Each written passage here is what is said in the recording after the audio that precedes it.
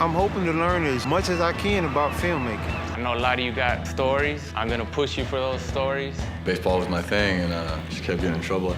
Here I am 19 years later. Most people think, okay, it's prison. That's where the bad people go. There's a whole lot more to it. When I think about this class, I kind of get scared. What did I do to deserve this? This is the first time this has been done. You've got an opportunity to make a legacy. Now you've got a little extra pressure on yourselves that you probably didn't realize you had.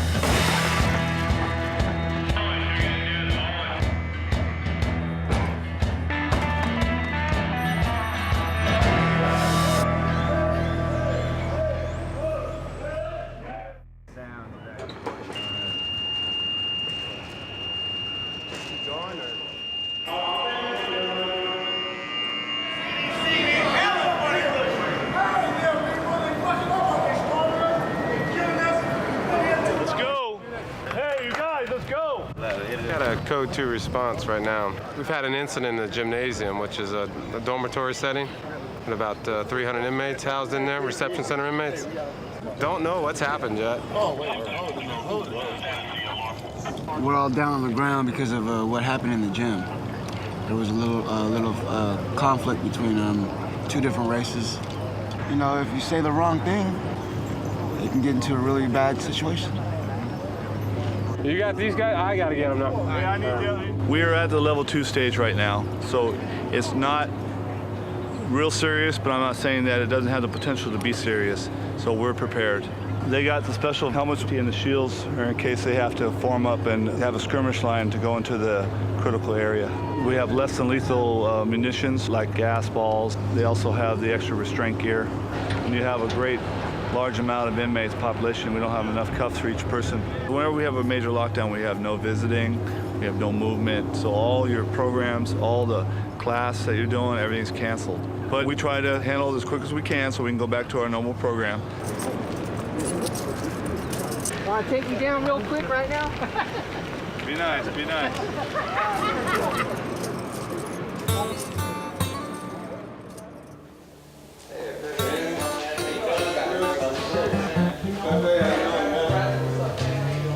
How was your weekend? Oh, it was good, man. It was good. Thanks, man. I heard there was some action here when I was gone. So I think something happened on the other side, like Reception. reception, like people got stabbed or something. I got to smell some of that pepper spray, man. Oh, yeah, that's a little bit, man. The best thing you could do is breathe through your nose. Oh, is that right? Yeah. Okay. Breathe through your throat, you're gonna choke. All right, man. I'll keep that in mind. All right, y'all. So we're gonna get started with a little conversation we're gonna have here with Bob Elstrom. It's an honor to have him here with us, spend a little bit of time with us, and he's gonna talk to us about the art of being a DP. Thanks for the applause. Most of my life, I've been executing films for other people. I'm presented with an idea from a director or producer, and then my job is basically to try to read between the lines of what they want. Probably the most important thing is listening. Listening to what's going on, to the people behind the camera and in front of the camera, and then filtering that through whatever creativity you can bring to the project. If I gave you an assignment in some little restricted area and say, go take 5 shots of that particular situation, you would come back with 5 different films, because you're telling your own stories. No one can do these films in here better than you guys. I can't. Let's say, like, you know, I get this little bit of this class to learn all this stuff. I got an idea for a film. How hard is it for someone to get some big, I don't know, company, or how hard is it to get a grant to do that for someone with no practical experience? I know that's the question that everyone wants the answer to, okay? But you're jumping way, way ahead. Because if I had to answer you, the answer is, it's hard. Absolutely, it's hard. Is it impossible? No. What's really important when you first start doing what you're doing right now with your project is you want to be successful. You don't want to fail. So you want to take on a subject matter that you know intimately, that you know from the beginning you're going to succeed at. All right, cool.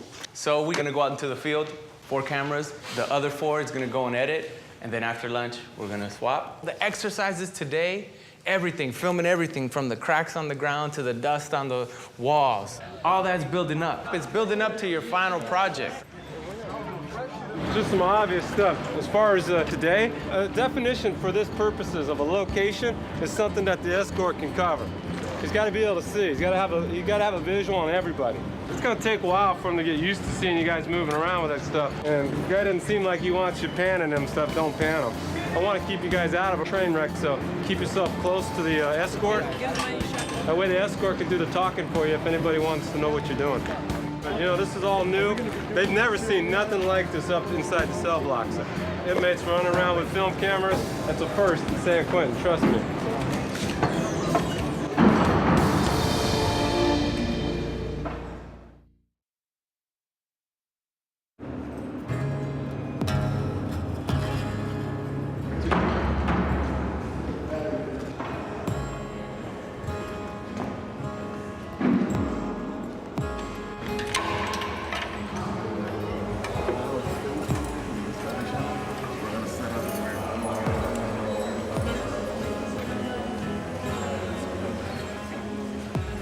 Let's all stop here for a moment. Why do you want to be here? What is the story that's going through your head?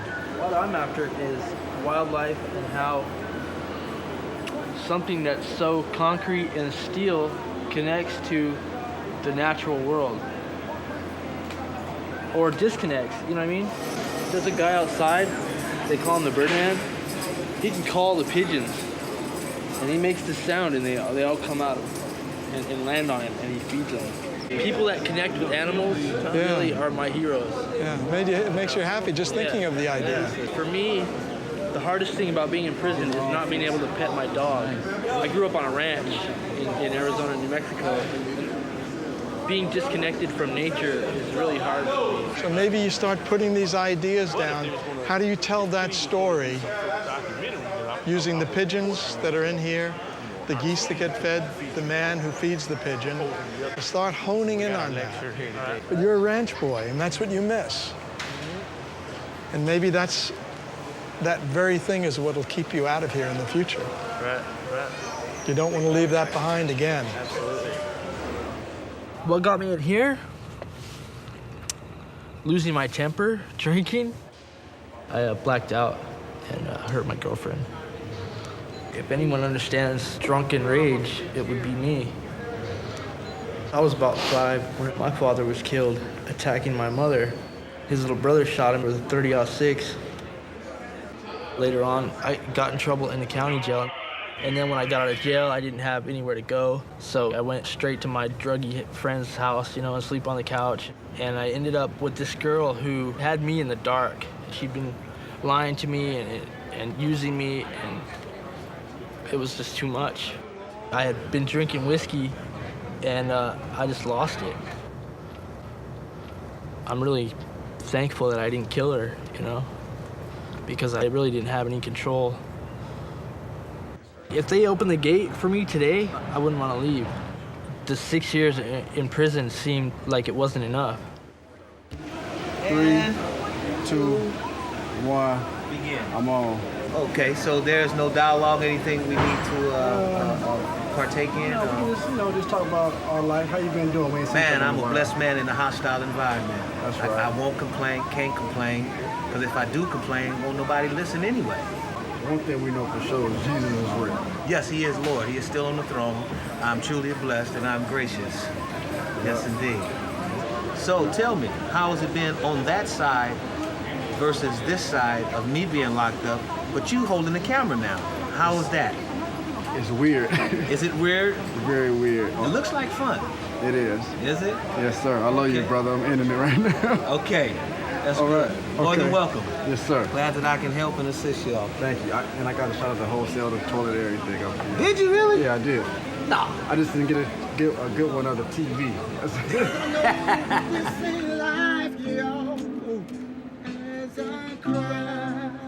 You help them, they will help you. You save them, they will save you. As I cry. and we could be for each other. What does your eyes see here? What do you find attractive? What do you find iconic? This is people's houses, you know? So they come through here every day. They go into this little square space, and that's why they got to. That's where they have their TV, that's where they have the world, that's where they read, that's where our imaginations come in, that's where their dreams, that's where everything happens. Let's talk about shooting this. A portrait of home. You can start doing this one. Taking this, okay? Yeah. But you might have to, you know, direct people, and don't be afraid to, you know, to apply yourself. Look at that beautiful image. I never been incarcerated. I never wanted to, you know, nothing like this. You just want to get out, man. You just want to get out. You just want to get out. A part of you wants to say, just get out, get out, get out. If you see my jacket, I had 20 felony charges. I had burglary tools, receiving stolen property, second-degree burglary. When they sentenced me, it was a long time, 2 years, but it's almost done. So I'm really happy, and I'm really nervous. Mark, can you see a little bit more without his jacket? Can you see a little bit more his complexion, the body complexion? When I first came to this country, I started working as a dishwasher, busboy. I did good. I dropped out of school because my mom was sick. And then my dad went to Mexico to, you know, do his thing, to get better too, because he was sick. I'm gonna start shooting, and in a little bit, you guys are just gonna walk right in here and just go into your cell and close the door. I had the best parents. My dad was always there for me. He had diabetes. I went to Tijuana to him to say goodbye to him. And I was gonna meet up with him 3 months later. You know, I was just gonna work, make some money, and I was gonna go over. And that's the last time I saw him. He passed away. And I was just there. I'm always just, like, sometimes, man, I was thinking, why? I was working at Denny's 2 jobs, from 3 to 10, from 10 in the night to graveyard shift. Why all that work? Why all that stuff, man? I was at Denny's, man, I remember. I was about to get off my shift. At 9 o'clock, my pager beeped. I was trying to get a hold of him, man, for like 9 days. I was worse sick. And that phone call, man, it's like, you just remember that moment and that you get that feeling again, you know? And that sensation made me to do many stupid things. Many stupid things. But I know now that he's looking at me. I hope he's happy. Maybe not proud, but happy.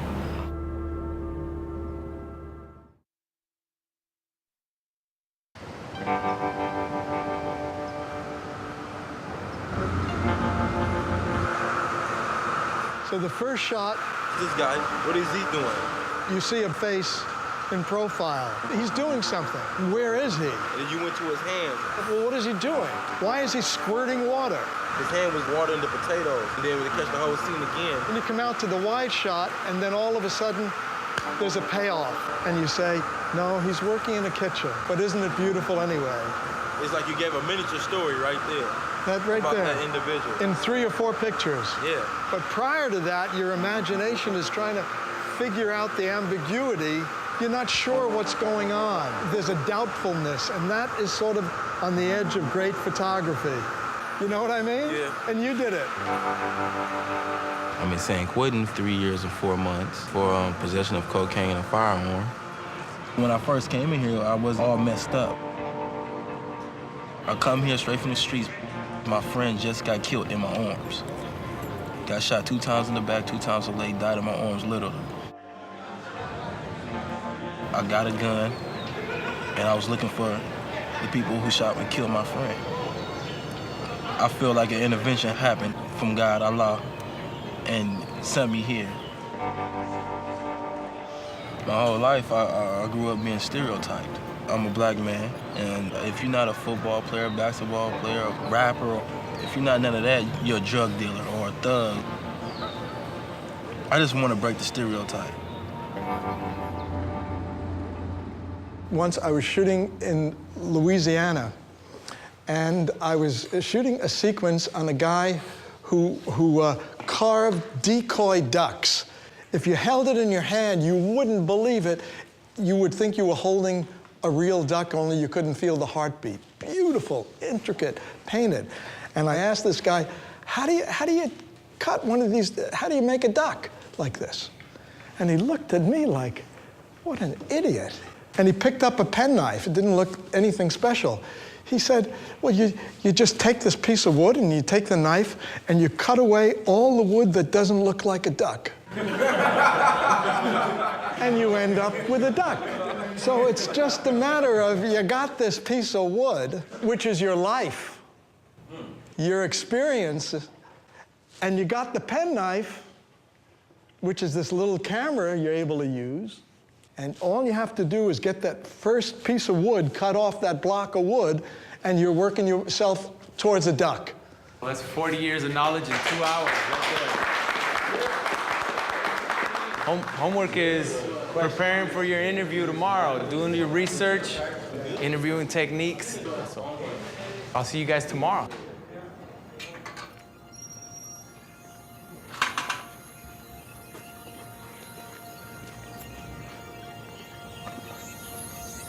I've accomplished some things since I've been in prison that I'm proud of, and this might be something that I might want to take up as a career. I've been in since February 13th, 1999. I killed a man in high school. Nobody knew about it. Went to college, played football for Oakland Tech. They got wind of it when I was in college and came out to get me. Right off the football field. I'm glad it's over. I don't have to look over my shoulder anymore. The victims' families forgiving me. I'm paying a price for what I did. And going to move on.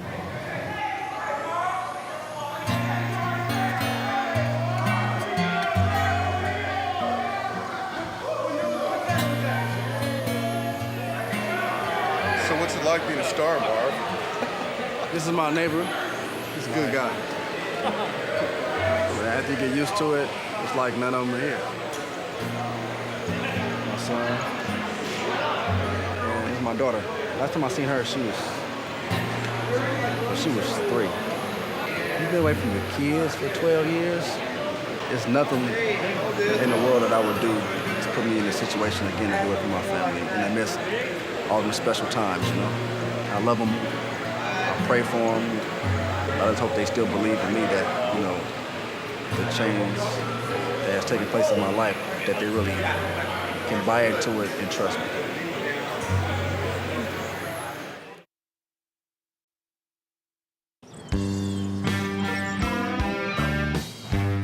For the purposes of moving the class forward, we need to start working on our next project, okay? One of you is gonna do camera, one's gonna do sound, one's gonna do the interview, and one's gonna be the subject.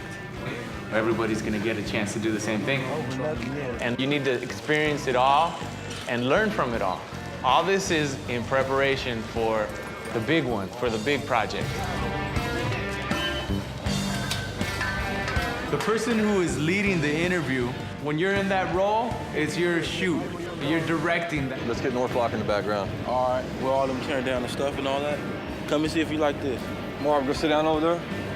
I can get you right here. We can get closer and get that out the way. Yeah, get closer. I think more about film now than I ever have before. When I'm sitting there watching TV or watching a movie or even a commercial, I kind of like trip on different shots and, you know what I mean, like how they got that one and, you know, what kind of lighting. Marv, you gotta scoot over a little bit that way and you gotta move over that way a little bit. Let me get the sound ready. Hold on. How's that one? I'll go over here to the side. Well, I need another chair. Is that your wide shot? I need a tape. The tape's in there. Yeah, let me know if the mic's cool, man. All right, right there. Boom, move the boom. Move the boom, boom. When I ask them this question right here, when you hear me say that, like zoom in on them. That's the first question, isn't it? No, this is the last one. Oh, let me see. I just got it backwards. Marv, how you doing, Marv? You've been down 10 years. What keeps you going day in and day out with all this, you know, political BS in here? There was times when I, you know, thought I couldn't do it, but first and foremost, you know, God is the source of all power. I know if I'm going to die, it's God's will, not my own. Even if I wanted to kill myself, I couldn't do it because it wasn't God's time. And I believe in Everything that happens was already written, was already preordained. And at times when I thought I can't do it myself, I always know that God can. I want like a verse that actually says everything was like already written, you know what I mean? You could go to 31 where it said God saw everything that he had made, and indeed it was very good. That what you talking about? Romans 7:10. Romans 7:10? Yeah. Let every person be subject to the governing authorities, for there is no authority except from God. All right. Watch out behind you. When I was a kid, I thought God was a tyrant. God was rather mean. I mean, if you read the Bible and you read the Old Testament, God killed a lot of people. Can we go out that way? Yeah. All right, let's do it. It took me a long time to realize that God is everything. I don't think that when you die that's it. I think there's a lot more that we can't see than there is that we do see. Hey, whatever you do, don't point that camera over there. They will trip big time. At the hole? Yeah, don't do that. I'm telling you, don't do it. Hey, can't go over there. Can't go with that thing? No. That's like we're in prison or something. Yeah, certain areas we can't go there. Okay, up, raise it up. Right there. That's good. I could talk to you about baseball for hours, you know. We're already 3 months away from, you know, our season here at Quentin, and I'm always talking about it now. I want to get that field of dreams. Sports is something that can take you far beyond where you come from. Are you good? Get behind the gate, yeah.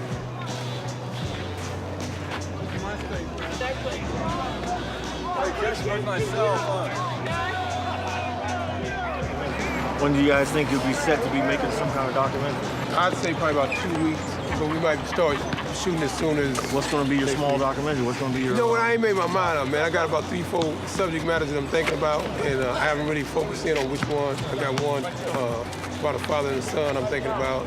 I got another one looking at a musician in prison struggling to try to make it. But something else might pop up, you know, in the interest, and I find somebody else that's more interested in that. You know? I want you to kind of like stand like right here. This? Yeah, you're Going on the side angle? Yeah. Your other guy's kind of freelancing. Oh, yeah, I see. Yeah, we got to talk to him about that, though. Neto, we gotta go. You can't do that, man. You guys, man. I want to sit down on the bench, and I kind of want to catch you looking that way. I get some strange looks, you know, from my own race, having dreadlocks. Come right here and bend down a little bit. Right there, I want to get your hair like that. It doesn't fit the stereotypical white guy, you know? When I say record, sit there for a second and then turn around. Turn your whole body around, look that way. Yeah, that's good. Got it? Yeah. You done with this? Yeah. That dude, man, he irritating me. Yeah, I already know you're talking about. He's irritating me too. Hey, We never had them type of problems before. We never had no problems like that with nobody else. I don't want him leading me around on camera no more, man. You hear what he told me? He said he doesn't want to do it because he's gonna have to fill paperwork out. Anybody got some words with dogs? Who's that? Not us. Not us. There must be nothing. I don't know. So, wow, there's everybody, huh? Officer Evans wants to say something? Yeah. I don't know what they want to do on tape. Yeah, can you Cut tape? Yeah. Oh, okay. We don't need to go. Let me just address a little bit of that issue with Jesse and let's say the authorities here. When something like that happens, we need as a crew, we need to film it. And I know out in the hallway you guys were talking about it, and when Bob sort of got close, you stopped talking about it. And it was disappointing to me that you guys would pull back. What happened was when we were up by the chapels shooting, a group of people from the free world came, and the officer who was leading us around said that I couldn't shoot them. I asked him why. I didn't yell at him or cuss at him or nothing. Maybe it caught some vibe off me or something. We're here to capture things. Nothing is taboo. I don't think we got a problem with you filming. I think that was his issue. I understand what you guys are here to do, but you also understand that when you guys leaving the cameras is off, we got to live here, right? This ain't just like, you know, this ain't movie land. This ain't like you cut and everybody's feelings go away and it's all cool. Protect yourselves if necessary. I understand what you're talking about. I'm not going to want to leave here and worry that something that we got is going to have ramifications for you. But at the same time, I need to know what we're going to get from you guys. There was nothing really that was that difficult a situation. It really was very little. Little things turn to big things real quick around here, and a person keeps saying, well, it ain't no big thing, or man, we weren't involved, man. You didn't have to be there. Don't tell me, man, about Man, check it out. I was there when he said that. You guys are making a big deal out of something that was no big deal, man. Let me ask you this, then. Y'all don't know what the hell y'all talking about. This morning, man, I just got pulled in the office this morning by a staff member about this incident. Don't tell me about how small it is, man. If it was small, he wouldn't have brought us all to talk about it. The point is that one police felt disrespected.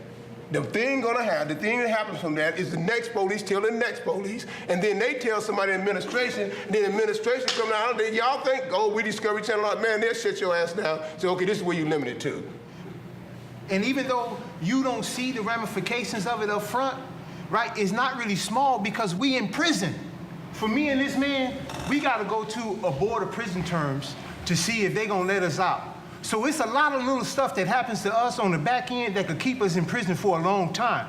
And dudes that's going home, they don't realize it. This is why dudes keep coming back and back and back to prison 15 times. This is why dudes been here 19 and 20 times, because they don't understand what it is that we talking about right now. And that's the problem. There's some guidelines that's going to be set today, and we have to trust Bruce. You know, I don't trust nobody but God, but I'm opening up myself to trust Bob, Bruce, Pepe, Shane, everybody in this room. Us 8 are here for a reason. We can't do this on our own. We have to trust them. I think we've all expressed ourselves well, and I think you know where we stand, I know where you guys stand, and I understand the sensitivity. If it's something you don't want us to be part of, it's okay to table it here and go back to your dorm and talk about it. But if we're here, it's open. I trust you to a degree. I trust myself even more. You know what I'm saying? I wouldn't be here if I didn't have any trust in you, believe that. But as much as I love film, I love my freedom more.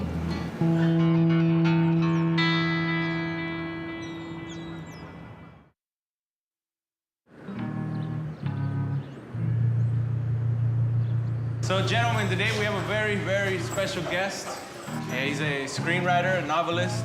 He wasn't born on the lot in Hollywood, but that's where he's working. And he's gonna be with us for 2 days. So it's an honor. Let's welcome Jerry Stahl. Hey, I just want to say the honor is really mine, you know? Like he was saying, I didn't start off to be a writer, you know? It's like we all got a lot of stories, and thing about writing is, man, all the stuff you did, all the stuff that happened to you, all your secrets or whatever the hell it is, crimes, whatever, you know? When you're a writer, all that's like ammunition, you know? My life, I was like a dope fiend. I was on the street. Not to brag, I'm just saying, it's where I went to school. And all this stuff that has taken you down, or that you've been through to get where you are, it's a plus. How many people here think you have a story to tell that you want to tell?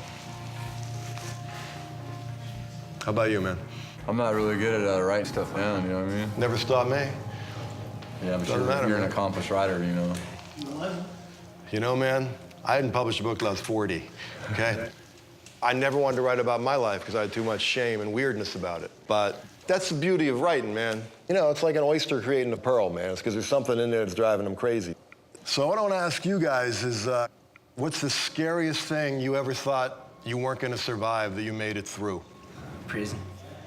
Prison, walking in here and just being terrified? Sitting in a burning room, fire Sitting all in a burning around room? me. My Fire face all on around fire. you? Saying to myself. Now, there's a story, man. There's your story. Let me guess, you were making something that maybe wasn't entirely legal, and somebody lit a match, and... Secret. What about you, man? I was in a van with my brother, and some guys came out the bushes and started shooting the AK at us. Shot my brother out of the driver's seat, and they just emptied a whole clip inside the van. And I was sat there praying while the bullets was going back and forth And just was looking up and seeing sparks, and so I thought I wasn't gonna make it. I fell asleep driving one time, and I wiped out. I woke up on the ground with a broken pelvis and dislocated leg, 2 compound fractures, and I was in the middle of nowhere. I was in shock, and I was bleeding a lot, but I couldn't get up off the ground because my arm was out and the truck was on my arm right here. It was a surreal moment because I was at peace. If I had died, it wouldn't have bothered me, but I survived, you know? What about you, man? Don't lie, but I've never been in like a death situation like that. It doesn't have to be death, man, but just like one of the, a situation where you were just scared out of your mind. You didn't know if you were gonna make it through. Scared, watching my dad beat my mom, I guess, you know? So when you were a kid, you had to watch that? Oh, yeah. You grew up watching that? I got vivid memories of him. One was my mom bought me a dog, puppy, and when my dad came home, he, took a 2x4 and you can imagine what he did. He smashed puppy right in front of me.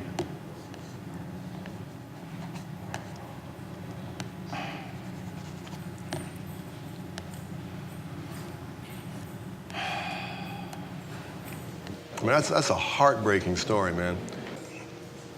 What do you think that did to you? Oh, I'm in here for spousal abuse. I can't say that's why, but You had to learn it somewhere, right? Can't blame that on him, but... It ain't about blame, man. It's just, it is what it is. Yeah. And I blacked out, you know what I mean? And my ex was there. Yeah, I ripped the shower door off the wall, threw it at her, and, threw it, the TV at her, ripped my door off the thing. My mom comes in and tells me, what are you doing? Leave her alone. I was going crazy, you know what I mean? I went in, I kicked her door in. She broke a window to try to get my son out of the room. She said she thought she was gonna die that night. Went outside, that's when the cops came. That's why I'm here, Well, now they've been all heavy, and I realize that you guys all know more than me. I got to let's get you right in a little bit. So, just as an exercise, man, why don't you give 2 characters having an argument, tell me where it is, and give me a title. I called it Dangerous Perceptions. Mine's called Trespassing. $1 grand. It's called Dirt. Great title. Phase in the city street. A man is walking down the street. The cop car driving by sees a man. You're short a G. I counted 3 times. Well, count it again. You have the soups you owe me? No, I'm on my way to get them right now. No, you said you have them by now, and you don't. Other man pulls a gun. You thugs need to get off this street. Please don't hurt the kids. Soldier shoots him in front of everybody. Dumping dirt on the box. Cop draws his weapon. That's the beginning. I said I'm on my way to get them right now. Freeze, put your hands where I can see them. The last thing I need is a bear to dig you up. You got 5 seconds to come up with my bitch. Man, where's my damn soups?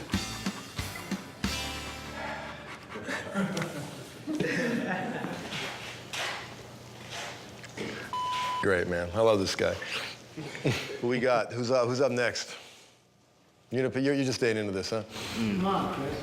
Is that because you didn't like the exercise, or you're just not down for this, or you didn't know the ending, or? Sometimes I'm weird. That's why you're here, man. Weird's good. Yeah, I guess so, huh? Just not into it. This thing is unlimited, you know what I'm saying? Absolutely You say write something, you can write whatever. And I don't know, I'd be like, you should write something that's real, that really happened to you. And then I see some people even try to do that, but I'd be like, that's not you. It's like watching a clown, they wash the makeup off, Come on, what you really look like. If you show me that, I'll sit down and buy a ticket and watch that. So it makes you a little angry, because you think people are kind of like fronting and clowning off and being phonies. I mean, most people you ask that to right now. No, I'm not angry, but I am angry. But I can tell. But it's a different type of anger. It's an anger that's like a life type of anger. You get what I'm saying? It's not I completely get what you're saying. Now and tomorrow I'm gonna feel good about it. What are you calling me a liar? Is that what's going on here? I don't know what you talking about on your paper.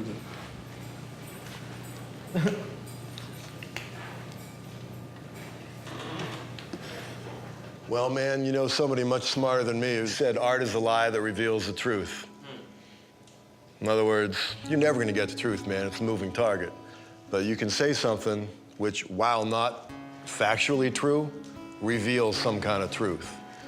And maybe that's what some people are doing. You know, it might seem like clowning to you, and it might not even be real, but the emotion is real. Does that make any sense? Not exactly. Were you ever that way? Were you ever kind of like fronting, and are you always just dead honest and totally true in your life? No, no. There's No been what? times I've lied and been phony and... I just know for me, a lot of times I get pissed off at people and I judge them, then I realize later it's because they remind me of me, you know? So, anyway, I hear you don't gotta write nothing, man, but I think you had a lot of stories in you, and all that anger, that's the raw material of great stories, great movies. Because in a way, writing's the easy part, man. The hard part is finding out what you want to tell, you know? Because you guys got a lot more material than you even know, you know? And if writing it makes you angry and sad and resentful, that's good. Hate's good, it's powerful. So, you know, whatever fuel you need.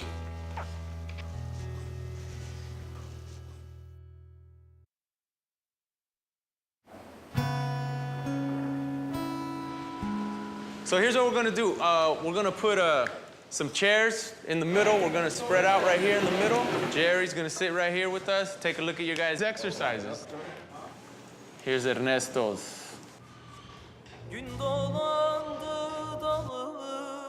Prison, for me, is an opportunity to change, to grow, to learn how to live life on life's terms. God just doesn't love white people, you know, and God just doesn't love black people, but it has to be everything.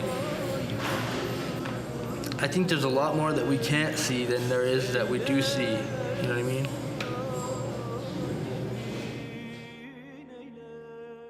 After he said there's a lot more that you don't see than you see, and you held right on his eyes for like 30 seconds. Really beautiful, man. Really learned as much about him from that shot as we did from everything that went before. So I thought it was great. That's good camera work. All right, let's see what Buckshot's got for us. Guadalajara, Mexico. I was born in Guadalajara. I think we're more into more contact sports over there, like soccer. Yeah, my dad, definitely. I remember him. We used to make shoes in Mexico. We lived right, maybe 2 blocks from San Pedro. I liked your opening shot. It like almost took me to Mexico. When that opening shot, it took you somewhere else. And I wanted it to be kind of light. Everything here is so serious, and you know, I wanted something that was kind of, you know, like you would have fun. You're gonna have fun if you're in Mexico, right? I mean, I do. So Everything you left out was so powerful because it wasn't about prison, you know? He's free. All right, here goes Troy.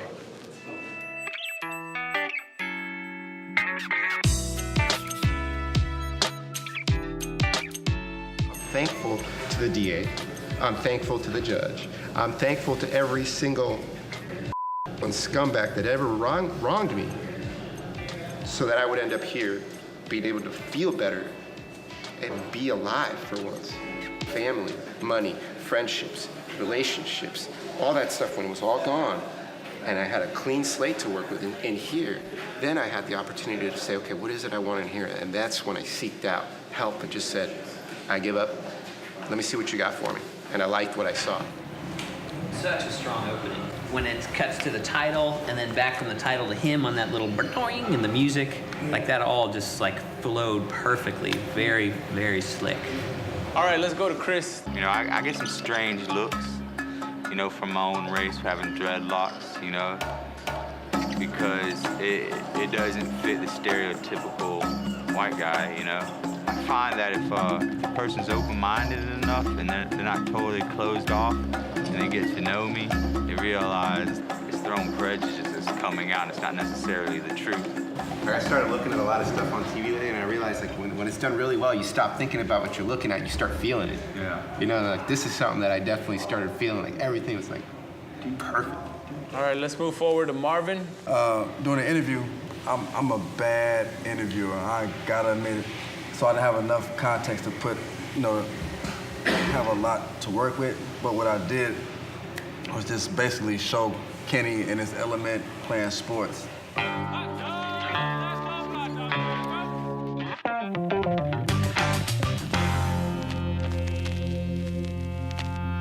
Being in prison and being behind the walls, you know, it sucks, you know what I mean?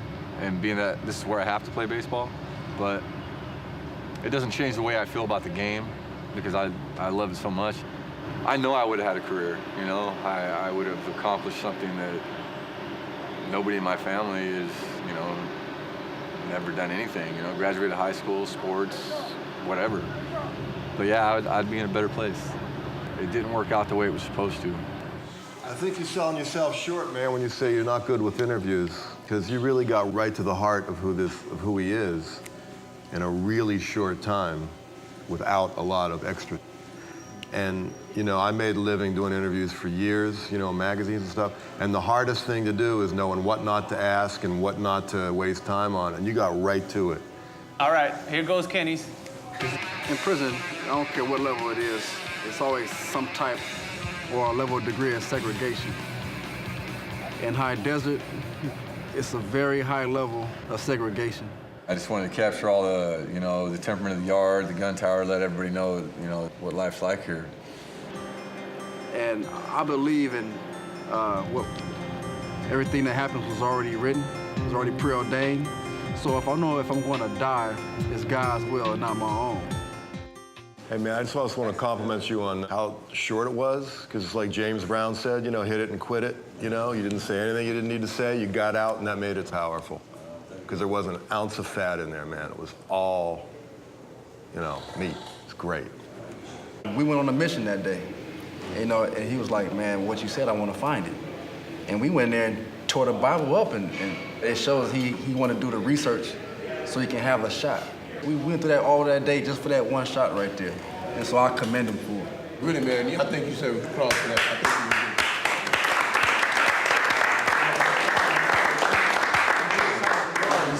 You guys deserve all the credit because you guys learned this lesson and you guys took advantage of all the tools you guys had. Yeah, hard to believe that's 3 weeks, man. Like you went from 0 to 100 in 3 weeks. Scary to think what you're gonna do in another 3 weeks, I gotta say. Wait till you see the final project. Now the stakes are even higher, right?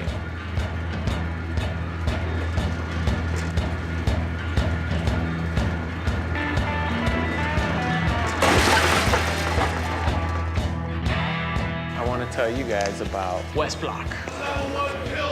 Don't be scared. There's another world over there. This is going to be our next exercise. Yeah, I'm coming live from St. Quentin. 90% of the time, it's Camp Snoopy here. But it's that 10% of the time that it's not, and you really got to be careful. Last time he did my camera, he got all that fuzzy in my camera. I did? Yeah, you did. You know what? I don't want to shoot. This is going to be really interesting.